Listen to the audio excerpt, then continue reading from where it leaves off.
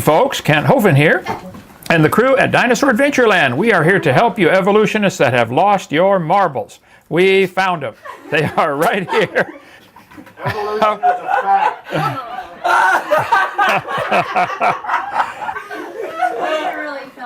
Oh, yeah, I did.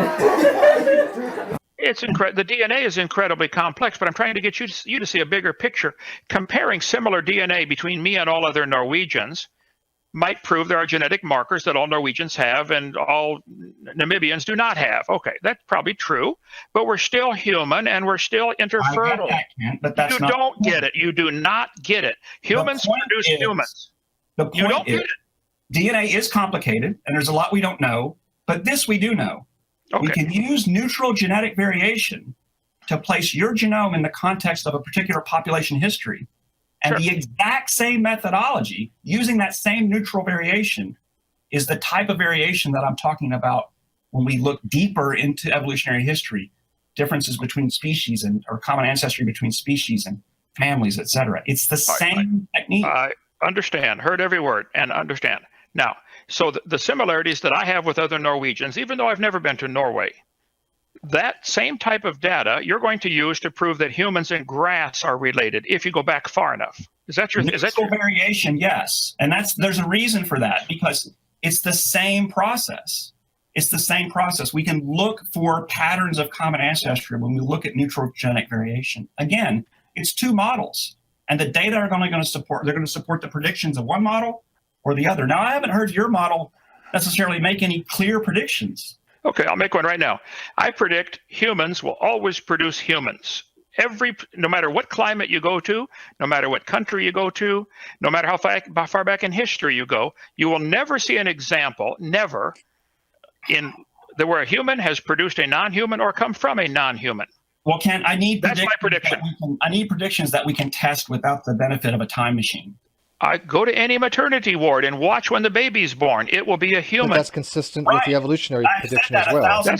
That is consistent with the idea that humans and grass have a common ancestor? Come on. You've got to be kidding. He mentioned, both of them mentioned so many things that need to be addressed here. Okay, well, in that taming case... the foxes, let me ask you a question. The Russian experiment that went for 50-some years, producing domesticated foxes, did they ever get a different kind of animal?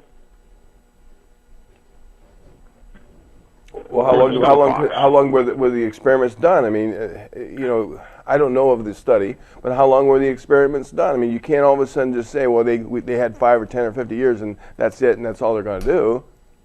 Okay, well, how about with the E. coli? Did they ever get anything other than an E. coli, or was it still an E. coli? Did they get anything like a hamster or a tomato or a worm? Is it always a bacteria?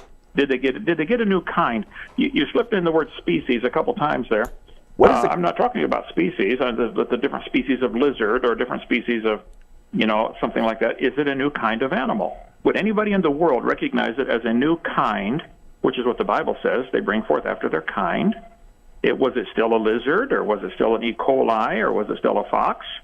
I don't know that, but we have enough of an evolution there to say that this is taking on a new function. And, give us another 10, 15, 20 years of that, and then we'll see.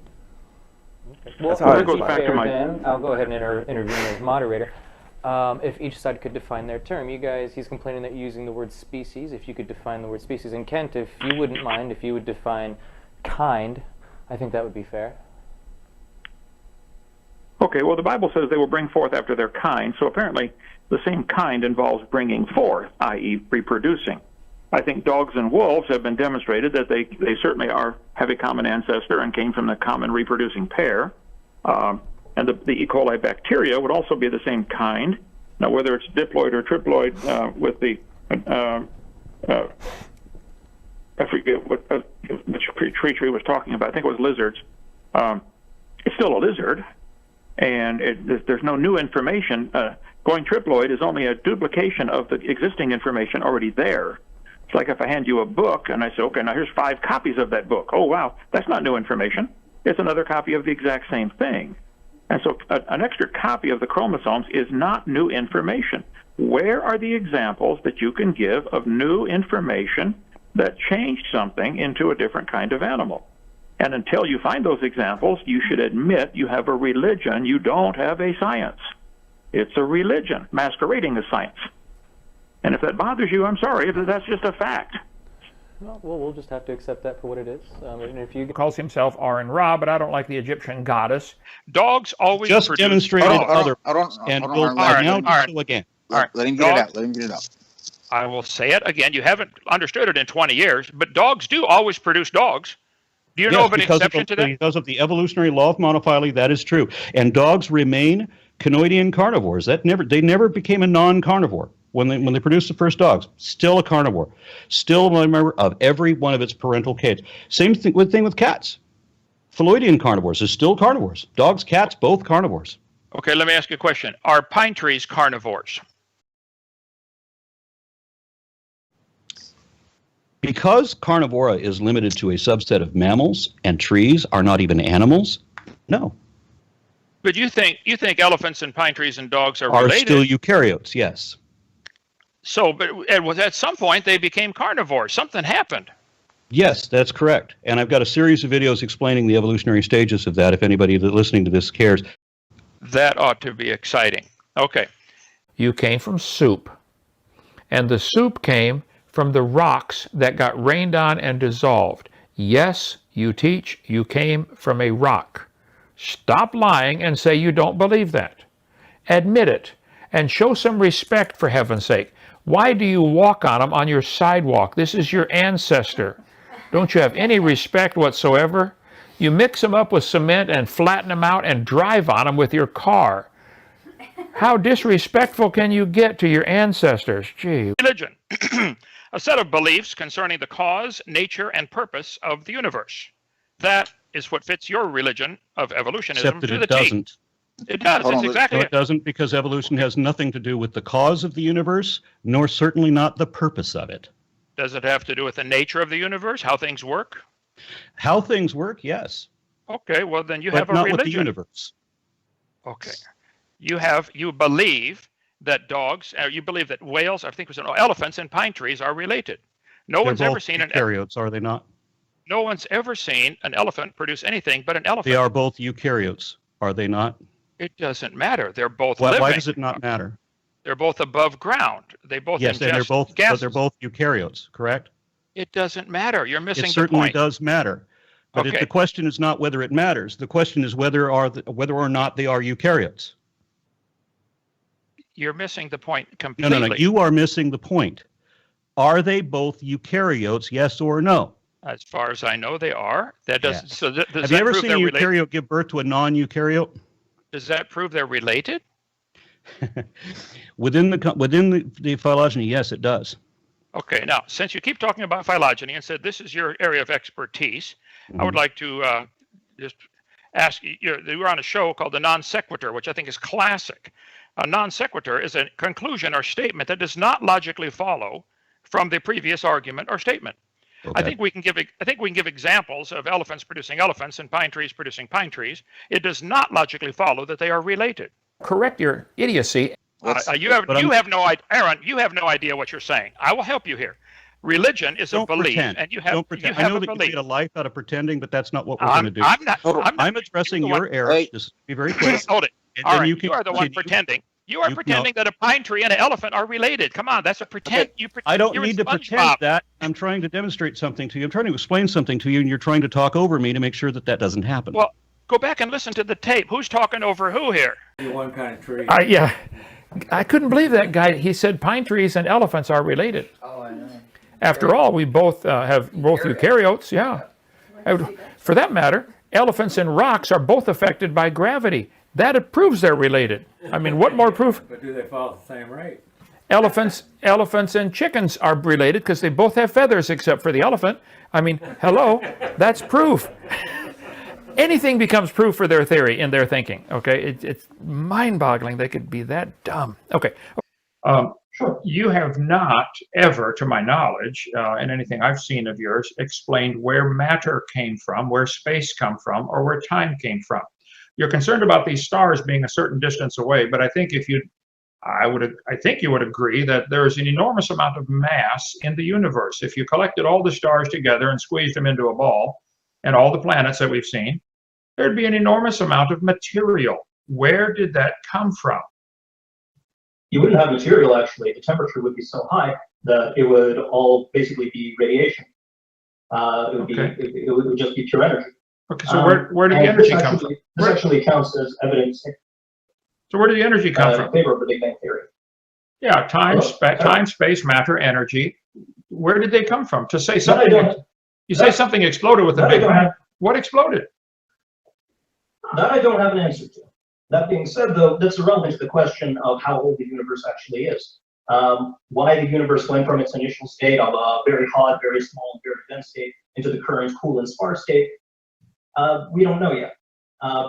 The question is how much time elapsed between these two states, and the answer is closer to 13.8 billion years than it is to 6,000. And how do you know that, since you're 24 years old? How do you know this 13.7 billion years? You're basing that on a distance to the stars? Why that number 13.7? But no, as I say, it's the Friedmann equations and the observation of the cosmic microwave background radiation. Okay, explain these equations. People watching this debate are not impressed with all your use of huge words. I have a dictionary too. I could look up a bunch of big words. Explain it in layman language for the average listener. What does this equation tell us, and where did it come from, and what's the point? Well, I'm using the big words, Kent. Friedmann is 2 syllables. If you want me to start showing off, I'll turn on my webcam and start doing tensor calculus. This is just me trying to explain it at the most basic level. Okay, what is the Friedmann equation? What is the Friedmann equation? The Friedmann equations, as I mentioned last time, are derived from Einstein's field equations in general relativity. Which still doesn't tell us what it is. Sorry? That still doesn't tell us what it is. Well, I'll tell you if you let me. Yes, please do.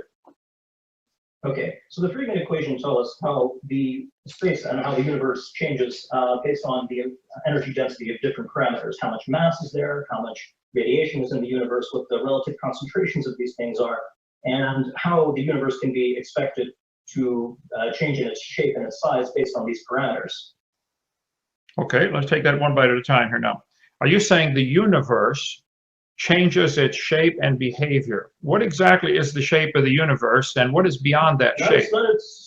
Not its behavior so much, it's shape and whether it expands or contracts. So what is beyond the edge of this expanding and contracting universe that you envision? What is beyond the edge of it? It's not clear as to whether there's an edge or not. There is an observational edge, and this lies at the cosmic horizon. But beyond that, there's nothing that we can say by definition, since that falls outside of the observable universe. I can only speak with confidence about what's inside of the observable universe. Okay, so this Friedmann equation tells us that if we have increased energy or increased mass, the shape of the universe changes. What on earth does that have to do with anything you're talking about here? Well, when you take into account the distribution of different parameters, things like the amount of radiation, things like the amount of mass, and you get this, by the way, through an examination of the cosmic microwave background radiation. Once you have these parameters and you plug them into the equation, you can determine to what extent the universe has been expanding, and you're able to derive from this equation the age of the universe. If you know how quickly it's expanding, and you know how the distributions have been changing over time, then you can. It's very trivial to calculate how old the universe is. Okay, now very simplified. Hang on, my 8-year-old grandson. My 8-year-old grandson is watching this. You're saying that some equation tells us that if we add more energy, the distribution of the material, the mass of the universe changes. That's like, duh. If you drop a hand grenade in a room, the distribution of the material changes by adding energy. That's still not proving any age. I said that the different parameters, like things like the amount of radiation versus the amount of mass. Okay, so if the amount of radiation changes by adding energy, so what? No, add energy. You transfer between different types of energy. Okay, yeah, there's different types of energy. I agree. Yeah. But the point is, if you convert between these different types of energy, then if you do it to a sufficient extent, then the behavior of the universe is going to change. If you have more of this, the universe will expand. If you have more of that, the universe will contract, and so on. And the Friedmann equation tells us how exactly this works and how quickly these things are changing. That's wonderful. If you add energy, things expand. You can add energy to a room and the air expands. Ask any weatherman. They understand that very well. Not necessarily. No. You can. There are ways of adding energy and making things contract. If, for example, you were to have a lot of this energy, some of the pure energy coalesce into mass, it reaches the threshold energy to generate mass. And the mass has a gravitational pull, then things start to contract rather than expand. Oh, wait. You need to understand how these various. You have to understand how these various parameters. Okay. Let me see if I understand what you said. You're saying that energy can be turned into matter. Is that what I heard you say? And where has this been demonstrated? Just energy. Let's take all the heat energy you want. What matter is that going to produce? Are you familiar with the equation E equals mc squared? I am indeed. Okay, then it should be trivial as to how this happens. The process can go in both directions. You can. Okay, I'm asking you, where has it been observed? Energy equals mass times the speed of light squared, which is what C stands for. That was Einstein's idea. And it may certainly be true, but you're saying that goes both ways? If it does, if the energy can be turned to mass, where has this ever been demonstrated? I think mass can be turned to energy all the time. You can burn up a wood pile and get a lot of heat out of it and reduce the mass to energy, but where can you get the energy to turn into mass? I'd like an example of that, please. The wood pile thing is not an example of E equals mc squared. That's a chemical reaction. Okay, but it's an example of mass being turned to energy. I would like you to show me or tell the audience, where has energy, just energy, ever been turned into material, mass, something solid? Inside of particle accelerators, you can get masses that you can get very small masses, and the sum of those masses was, let's say, less than x. And you get these masses going very quickly. You add energy to them without actually, changing the mass state. They still have a constant rest mass. Think what you're saying. You take a. Okay. You take these two masses. Hold on. You take these two masses, and their total mass is less than x. And you speed them up and you crash them together, and then the end result is a mass that's greater than x. And you get this because of the energy that you've added to them as a result of them speeding up. So the energy, your contention is you speed up two particles, crash them into each other. The result weighs more than the initial two particles. You started with two particles. What if you start with nothing, just energy? If you start with just energy, you can't have your two particles. You can't have your two particles. Just energy. Turn it to mass. Where has this ever been done? The Casimir effect is one good example. Explain that to the average audience. Well, for the average audience. Well, you have a vacuum, and the vacuum has a ground state. That's the minimum amount of energy that any system can have. And this ground state, it basically has a certain amount of energy. And from this minimum amount of energy, you have particles and antiparticles popping in and out of existence. And this has been demonstrated with experiments like the Casimir effect, where you have the result of this vacuum energy causing two plates that are close enough to each other in order to be affected by this ground state, clamping shut together in accordance with predictions, and without anybody actually adding any energy to it. It's a consequence of these virtual particles. Okay, are these two plates that are clamping together, are they made of material? Are they visible? Yes. So you're starting with material. I would like you to have nothing to start with except energy. There's nothing between them. That's the point. There's nothing between these plates. And this supposedly nothing causes something to happen. The plates end up clamping together. Other than just a vacuum or a magnetic reaction or a... there's just a vacuum there. There's nothing else. Okay, so we know that magnetism, which we cannot see, will cause two magnets to clamp together. I know, but we know that a vacuum between two objects will cause them to clamp together. So you're saying there is something else. The vacuum has a certain ground state, as I said. And so I don't remember the exact details of how the experiment goes, but as a result of these virtual particles, the plates do end up clamping together. And do you think an example like that is enough to put your trust in that the whole universe, everything we see with trillions of tons of material, was created out of nothing in that manner? Is that? When did I say that it was, Ken? What now? When did I say that? Sorry? Well, I was asking you, where did the material in the universe come from? And you give an example of this Friedman equation and matter popping in and out of existence. Is that satisfy you that the whole universe came to being this way? Ken, hold on. The way this conversation went was you asked me to demonstrate how old the universe was. I went into a conversation about the Friedmann equation. We started talking about the composition of the universe via things like energy and mass. And then we got to Einstein's equation, and you asked for an example of how energy can be turned into mass, which is what I just gave. So at no point was this. At no point was what I just told you a premise for an argument of the universe coming from nothing.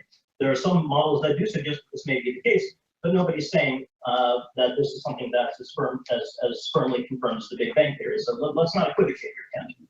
I'm not equivocating. I'm trying to draw it out of you that you have an intense religion, not a science. Nobody's ever seen any of the universe pop into or out of existence, or without incredible energy input to create this energy vacuum or whatever you called it that caused the two plates to clamp together. This was all done in some machine made by some man, I'm assuming, with some intelligence. This doesn't just happen by itself. So back to my original question. That's not the point. Ken, you're missing the point. No, I think I've got the point really well. Hold on, you're equivocating between what I'm trying to demonstrate and what you want me to try to demonstrate. What I'm demonstrating is that energy can be turned into mass. That's what you asked me to demonstrate. Now you're saying, aha, but you haven't demonstrated that the universe can't come from nothing. Okay, well, I mean, if you want to do that, by all means, try it. But like, you're arguing with yourself now.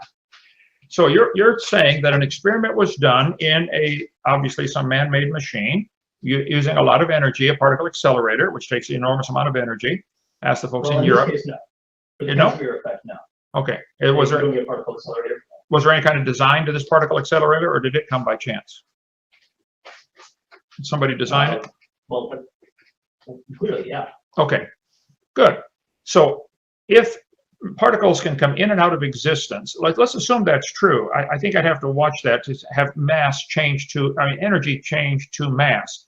I think we see mass change to energy all the time, and we see all the stars are burning up. Our sun is burning up. It's changing mass to energy. But is there any place where the sun's energy can be turned back to mass material? That's not. It could be, but that's not part of the process. Nuclear fusion just says that. Well, let me think about that for a second. It could be the case that you have two lighter elements that are fusing into something that is less than the sum of their masses. In which case, some of that mass is lost to energy. I agree. The mass turns to energy.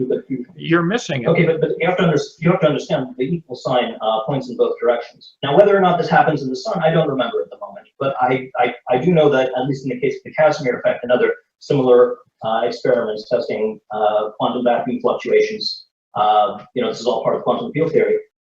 Sure, and it's a theory. It's possible for energy to turn into mass. It's a theory. I'm asking, where has this been observed? Einstein says the Casimir effect. Well, could it be the equation, the equal sign should not go both directions? It's only observed going one direction. An equal sign is commutative. Oh, believe me, I understand. I taught math for years. I think I can handle an equal sign. But I'm asking you, I know mass can be turned to energy. But you would like the audience to believe, I assume you would like the whole world to believe, this evolution theory, which really would have everything come into existence from nothing. Ultimately, you have to start with nothing and have some kind of material. Where's the material and the energy? You got either one or the other. You got to start with one or the other or both. Where did it come from?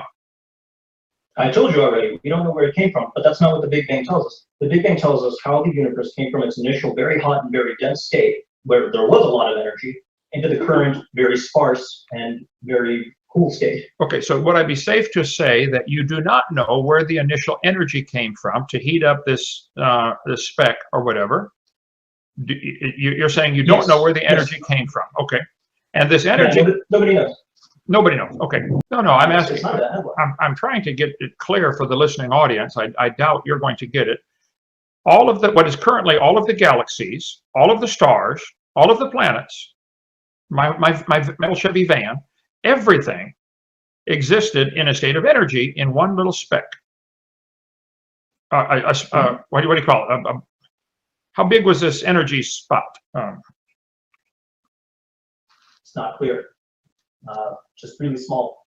Extremely. I would have to look it up. I can't tell you exactly. Maybe it was 1 Planck.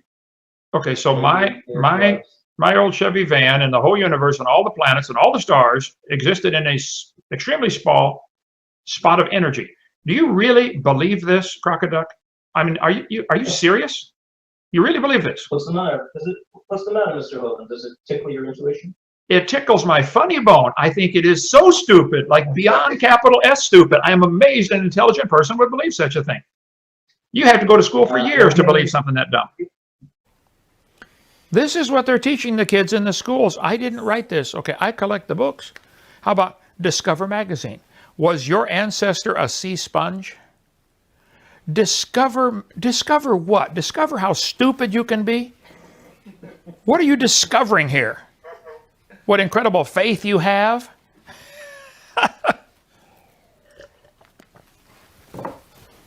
This is your ancestor, a sponge. I didn't write this, folks. They published it. You would think they would be embarrassed to publish something like this. No, they're proud of it. Yeah, they're proud of it. Is SpongeBob our oldest ancestor? By Philip Ross.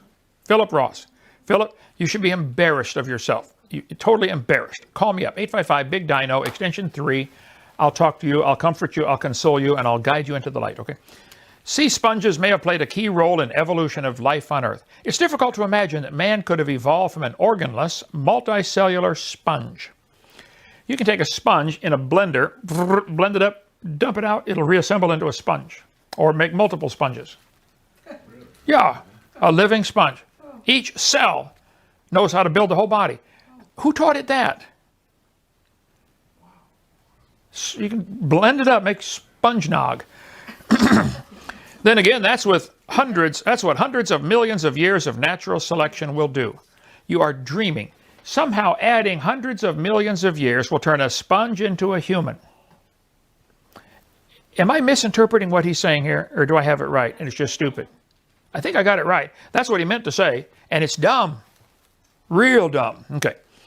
According to a new study published in the journal Nature Geoscience, we can thank our square pants friend from Bikini Bottom for paving the way for more complex life on Earth.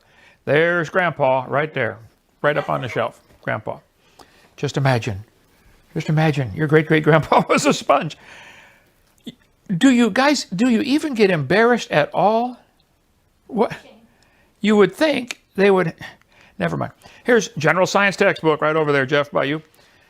Shows a picture of a tarsier, a little monkey with big eyes and big ears, okay? Itty bitty monkey.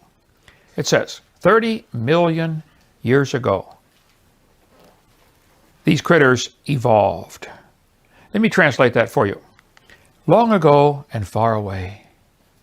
Boys and girls, a fairy tale's coming next.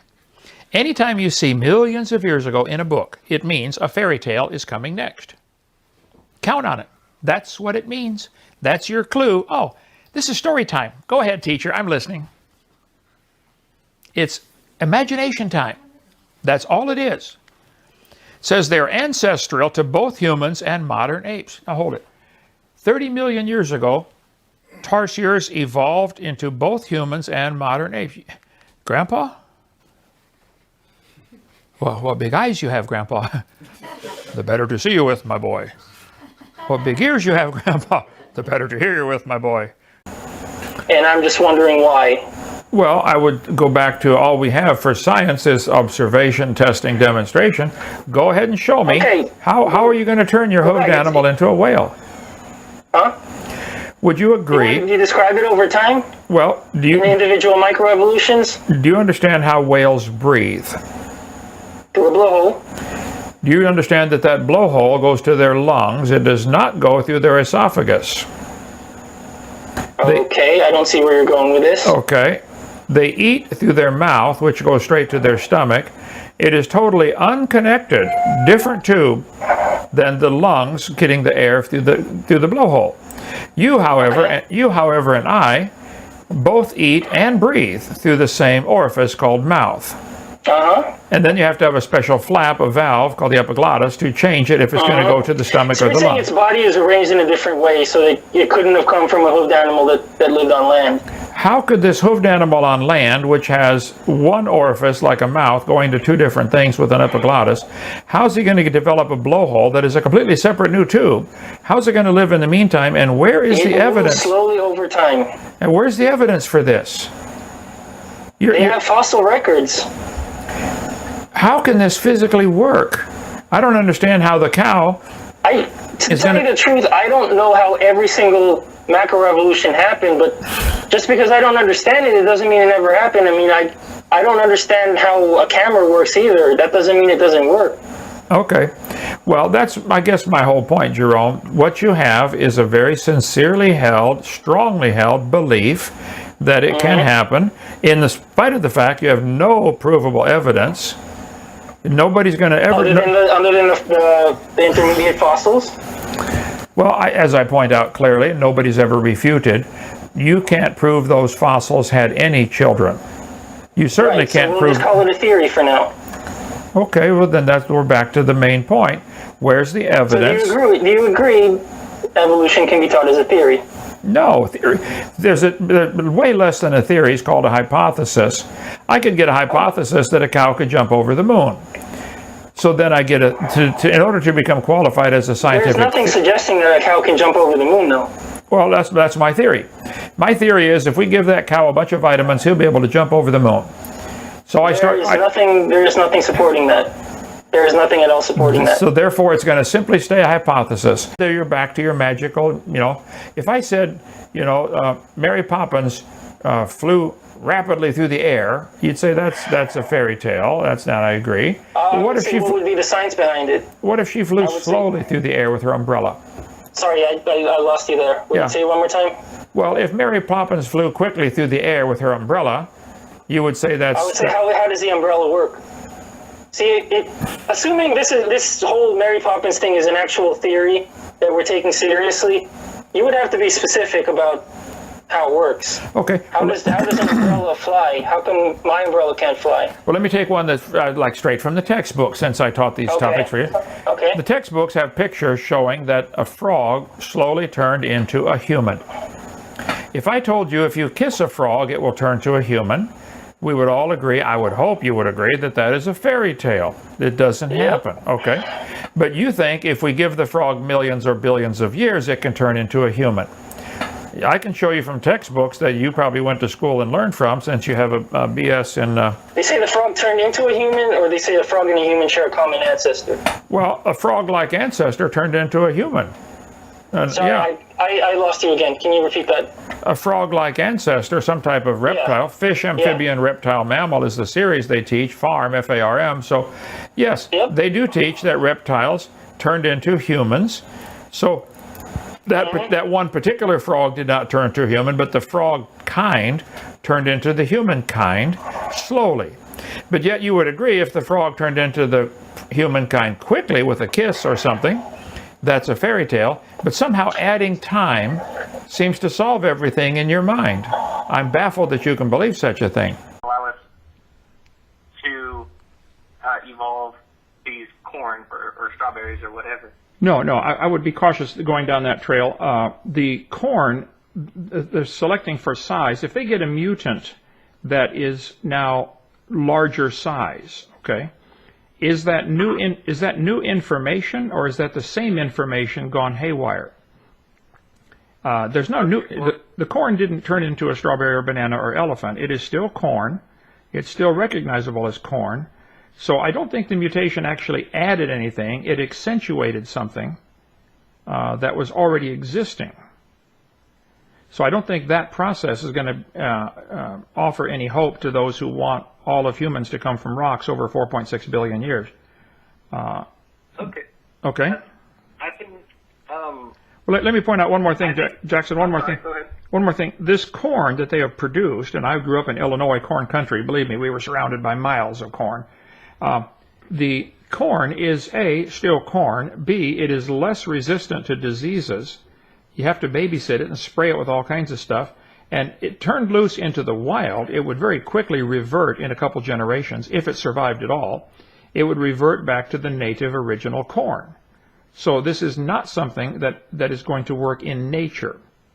It might work in a farm, or in a laboratory where they can babysit it and keep it alive. But it has lost its disease resistance, it's lost its resilience, it's lost its toughness. I think there's a couple of other phrases that farmers will use for plants that are able to survive, without their help. So that example, if it were true that the corn has indeed evolved or mutated and created something new, if it were true, and I'm not saying it is, that is only one of about 40 quadrillion examples you would have to come up with to turn a rock to a human over 4.6 billion years. Okay, so I think, I agree with you completely when you say that it's built upon, that mutations are built upon the existing genetic material. I completely agree. Elephants don't, just come out of rocks magically or what have you. I agree. Right. But every variation, every mutation is adding to what's already there. And so when we pull those away, when we look at these mutations, over time we see a sort of family tree arising from these mutations, or from pulling them away. We see, okay, this mutation resulted in this lineage, and we see this mutation resulted in some other lineage. And so I agree, they are starting with a pre-existing material, but they are still adding information, I guess.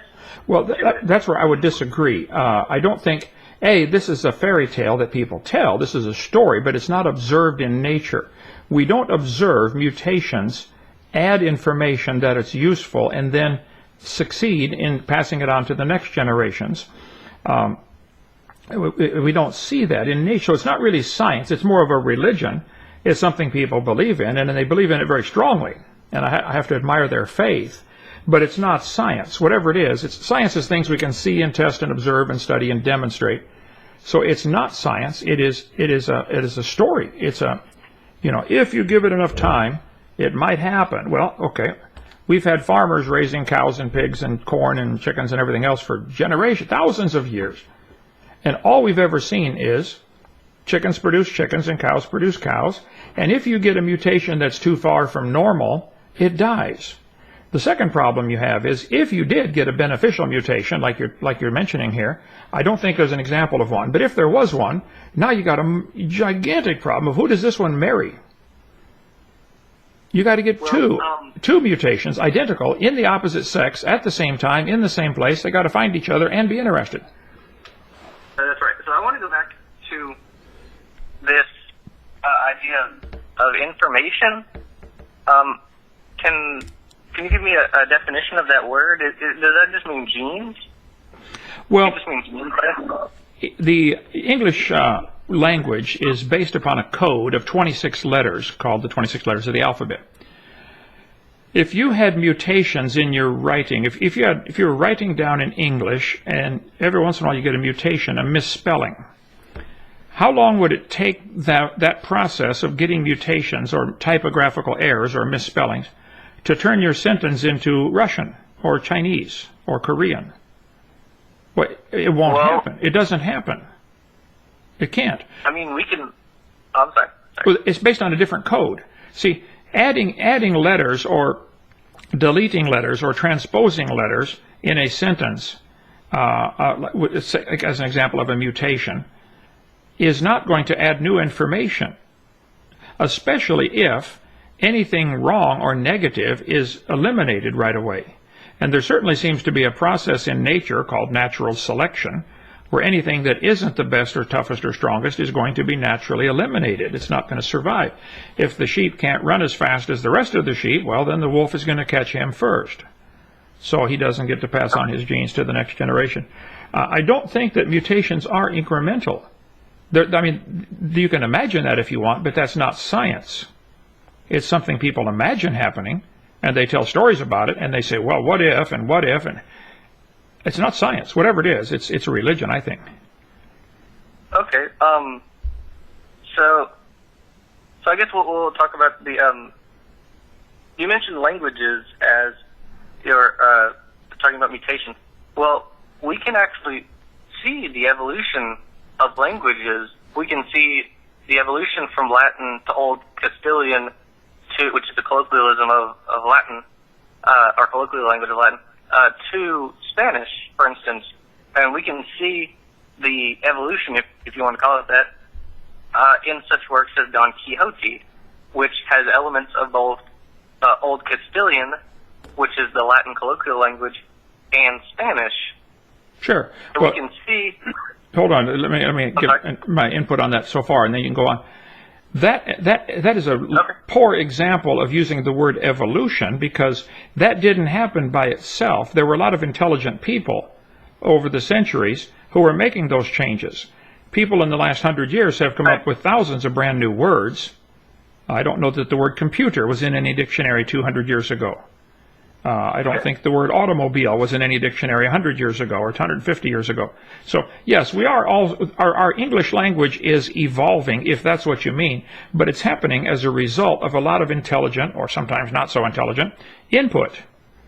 So the Latin slowly evolving or morphing into the Spanish or any of the modern Romance languages this is not happening by itself. It's happening because of intelligent input. That is not an example of what might happen in nature to turn a frog to a prince, or to turn a rock to a prince, which is what evolution really teaches. I mean, ultimately, you have to start with a rock. 4.6 billion years ago, the Earth cooled down. It was a hard, rocky crust. It rained on the rocks for millions of years, turned them into soup, and the soup came alive, and that first life form slowly became humans. I mean, that is exactly what the story says. I've got the textbooks. I'm surrounded by a library of these textbooks that teach that. So, I believe you. The changes that we see from Latin to Spanish is A, not going to help for the evolution of living forms. B, it's an example of intelligent input causing this to happen. Like the automobile turning into the, from the Model T to the Lincoln Continental. Well, that didn't happen by itself. A whole lot of engineers designed things and made them better. So that was an example of creation and intelligence. So I'm sorry, go ahead, I interrupted. No, that's fine. Well, I was just making the analogy with language. Right. That wasn't meant to be as, like this is a dead. A proof. It's not a proof. Example of evolution. So I was just making an analogy. As for the mutations, they are incremental. Everyone has approximately 130 mutations in their zygote alone, and the majority of these are neutral. That is, they don't express themselves, and this is understood in Kimura's neutral theory or neutral theory of mutation, I believe it's called. And so when we look at evolution over the billions of years, and we look at it in retrospect, and it seems kind of difficult to imagine that the single-celled organism eventually unconsciously gave rise to multicellular organisms and then to amphibians, etc. But we have to realize, looking at that in retrospect, in every generation throughout evolutionary time, there was no conscious foresight of what any organism is going to turn into. Every organism was just going through mutation, natural selection, and speciation, and it ultimately resulted in us as well as all the other organisms. Well, no, hold on. No. You think it ultimately did that. You don't know that. That is how the story goes, but that's not science. Nobody saw this happen. Nobody sees it happen today. It is a religious teaching that single-celled organisms became humans over slow periods of time, over billions and billions of years. That is certainly what you're being taught, and that is what you voiced here, but that is not part of science. I can just as easily say that in terms of grasses and humans and just say, well, yeah, they evolved from a common ancestor, but they're both still eukaryotes. You misquoted me to start. I did not say grass becomes a human. I said what he just said. He believes, and he admitted it, grass and humans share a common ancestor. Sure, but they're still just eukaryotes. It's my turn to talk. You said, and you still believe, right this moment, you believe grass and humans have a common ancestor. I did not say grass becomes a human. I said exactly what he said. That's what he believes. Now, he said grass is a very evolved species. As far as anybody's ever observed, grass produces grass. Now, somebody might try to selectively select, they might try to select certain characteristics like faster growing if they're in the lawn business, or, you know, short grass for golf greens or something like that. They probably helped it along by selecting certain traits that they like. People have taken dog species and have selected, you know, smallness to get a Chihuahua and bigness to get something else. But the more they select away from the normal average generic dog, the more problems they get. Most of these varieties of species of dogs, or varieties of dogs that have been selectively bred in the last few hundred years, wouldn't survive 2 days in the woods by themselves. They have to be babysat all the time. Chihuahuas wouldn't last 1 day in the woods. They'd be bear food or buzzard bait. So yes, there are variations within the kind, sometimes some pretty incredible variations. If you only found the bones, probably nobody would think the Chihuahua and the Doberman are related, but they are. They had a common ancestry, and it was a dog. Now, the Bible says clearly that all the animals and all the plants will bring forth after their kind. You haven't shown any evidence. You've shown a model that you have chosen to interpret as, oh, look at this similarity or the difference in the DNA, and you interpret it to mean they're related. But science deals with what we observe, and we observe grass produces grass, and dogs produce dogs, and humans produce humans. Anything other than that is your religion. Herman, I wish you'd just admit it. You believe it, and that's fine. This is America. You can have any religion you want, but you shouldn't have all of us pay to have that taught to all the kids. That's not fair. Well, Ken, people can sit down and talk about exactly what I've been talking about, and we do. And I've been in science for 25 years, as a professional person for 25 years. And I've sat down with a lot of people. And among professional scientists, this is basic stuff. There is no disagreement in any of the people that I've sat and talked to for 25 years. You're sitting with the wrong crowd. I'm going to finish. And the people that I talk to come from a lot of different backgrounds, a lot of different religious backgrounds, a lot of different political backgrounds, a lot of different ethnic and cultural backgrounds. There's no one common denominator that makes people, ideological common denominator that makes people believe in evolution. There are Catholics who believe in evolution. There are Orthodox, Eastern Orthodox Christians who believe in evolution. There are atheists who believe in evolution, of course. There are evangelical Christians who believe in evolution. There are Jews who believe in evolution. There are Buddhists who believe in evolution. So it's not a religious view or worldview. You know, the geneticist Theodosius Dobzhansky wrote a paper in the early 70s to the American Science Teachers, a journal for the American Science Teachers Association. And the title of the paper was "Nothing in Biology Makes Sense Outside of the Light of Evolution." Dobzhansky was an Eastern Orthodox Christian. And even today, that statement, "Nothing in biology makes sense except in the light of evolution," is on a plaque in the science building at the University of Notre Dame, on the floor, on a big tile on the floor. So this has nothing to do with people's religion. Nothing. It makes no difference to me. I could change my religious beliefs tomorrow, and it wouldn't have any effect at all on how I view the evidence for evolution. So this notion that it's a religion is nonsense. It's an argument that creationists use so that they don't have to argue the science. Well, at least the F5 Yeah, helps. there we go. Yeah, there you go. Okay, I figured it out. Control F5. Okay, Steve is sitting here with me. He knows all this stuff. Well, that was very interesting. You said Jews believe in evolution. You listed a whole bunch of people. I didn't write them all down. But this proves my point exactly. They believe in evolution. This is their religion. You're right. In fact, that's the one thing in this discussion that I'll give you that you have corrected me, and you're absolutely right. It's loose talk for me to say I believe in evolution. And scientists don't believe in evolution as an article of faith. I will correct myself based on that, and I thank you for bringing that up. So thank you for correcting me. Well, anytime.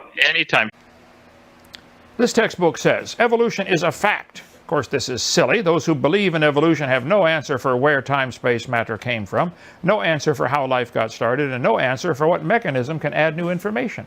They just simply believe it. And they think if they state it over and over again, evolution's a fact, all of a sudden it becomes a fact, because that's all they've heard all their life. It becomes what's called a mantra. They say it over and over and over, and pretty soon they believe it.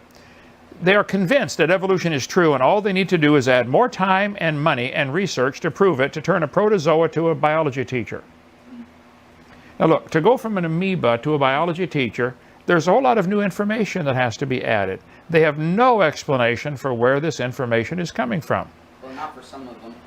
Well, they don't have much more. Some don't have much more information. You're right. I'm sorry. Okay. Those who believe in evolution seem incapable of even considering that maybe their basic premise is wrong. Evolution isn't true. They've already decided evolution is true. Now, how do we prove it? And they're searching frantically and spending billions of dollars on research trying to prove evolution is true. Darwin said, if my theory, talking about evolution, is true, numberless intermediate varieties must assuredly have existed. I agree, Charlie.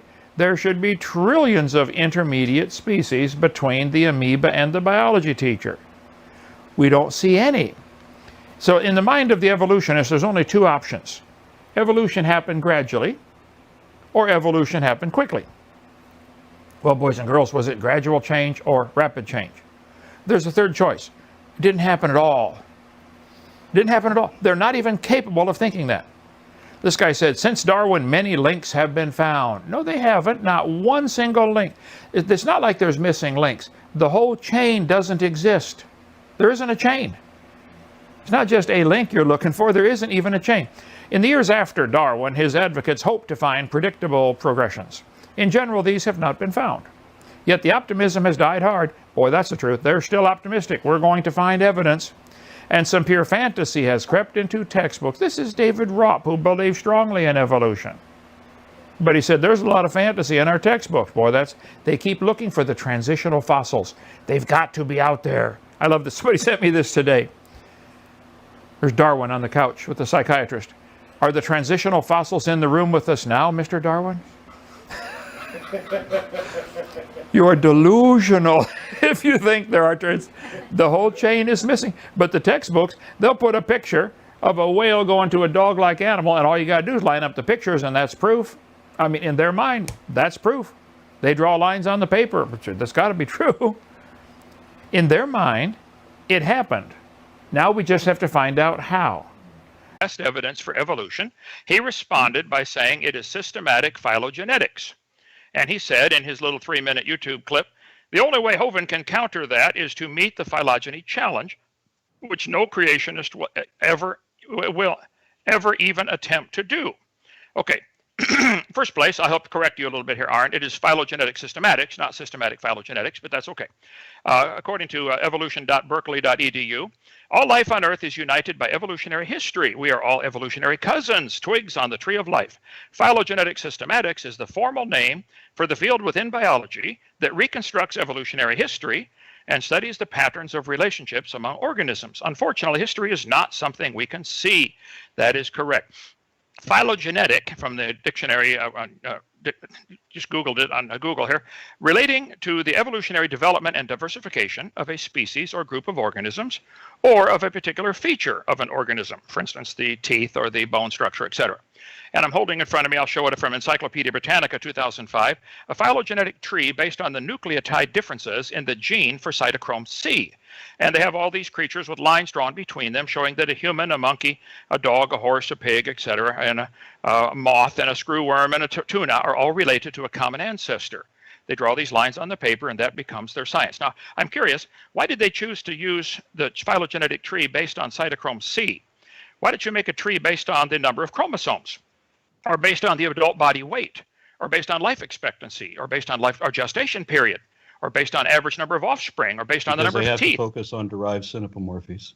All of these things are features, and if you do a phylogenetic tree on any of these things, you get a wildly different tree. For example, penicillin has 2 chromosomes. Houseflies and tomatoes both have 12. If you did a phylogenetic tree, you would say houseflies and tomatoes are identical twins. Possum, redwood tree, and kidney beans all have 22 chromosomes. They are not identical triplets. Humans have 46 chromosomes, and chimpanzees and tobacco both have 48. So if you did a phylogenetic tree based on anything other than what you want to believe, that there's somehow a relationship, you would get wildly different answers. So I think the evidence shows very clearly that you're choosing and selecting a particular phylogenetic tree that anybody can make up. You can arrange things in any kind of order you want and draw lines between them, but all the phylogenetic trees are nothing but lines on paper that somebody decided to make a relationship. Like you think a pine tree and an elephant are related. That's a line on a piece of paper, Aron. That's not science. Science is something we observe, we study, we test, we demonstrate. Everybody that's ever done it will tell you elephants make baby elephants, no exceptions. Now, if you choose to believe, and I emphasize the word believe because it is a religious belief that you have, that elephants and pine trees are related, that's fine. I don't care what you believe. But I resent paying for that to be taught to all the kids in the school system. That is not science. That's a religion in every sense of the word. Go ahead. In no sense of the word is that a religion, because it is not faith-based, it's evidence-based. And it has nothing to do with any purpose for anything, much less anything to do with the beginning of the universe or what came prior to it. Nor does it require a belief.